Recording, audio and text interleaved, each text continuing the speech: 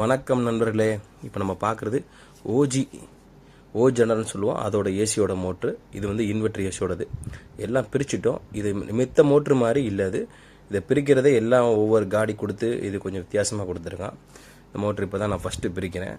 இது எல்லாம் இந்த லாக்கு எல்லாம் எடுத்து விட்டுட்டு அந்த மோல்டிங்காக ப்ரெஷிங் டைப்பில் கொடுத்துருக்கான். இதெல்லாம் பார்த்துட்டு கொஞ்சம் கொஞ்சம் லாக்காக ரிமூவ் பண்ணுறோம்.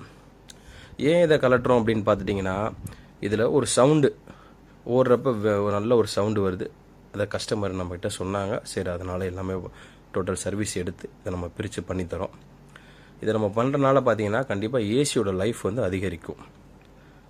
முக்கியமான காரணம் அதுதான். இதை கொஞ்சம் தட்டி கிட்டி பண்ணுற மாதிரி தான் இருக்குது. இதை தட்டி எடுத்துகிட்டு சாதாரண மோட்ரு மாதிரி இந்த ரோட்ரு ஈஸியாக எடுத்துட முடியாது.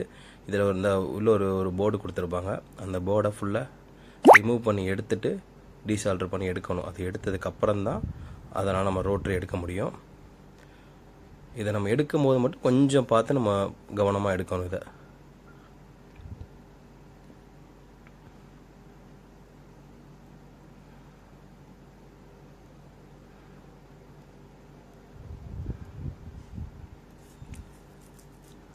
ஃபுல்லாக இப்போ எடுத்துட்டோம். பாருங்கள், அந்த பேரிங்கே அவ்வளோ ஜாமாக இருக்குது.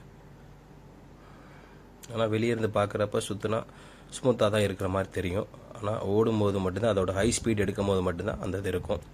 பழசு ரெண்டே ரிமூவ் பண்ணிட்டோம்.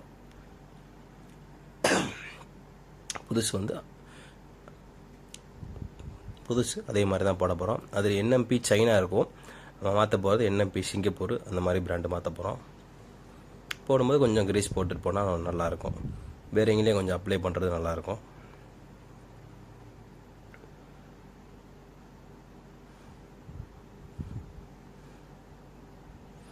எல்லாம் ஃபிட் பண்ணி நம்ம திருப்பியும் அதே மாதிரி போர்டை மாட்டி அதே மாதிரி சால்டர் பண்ணிவிட்டு இப்போ மோட்டை ஃபிட் பண்ணிவிட்டு செக் பண்ணுறோம்.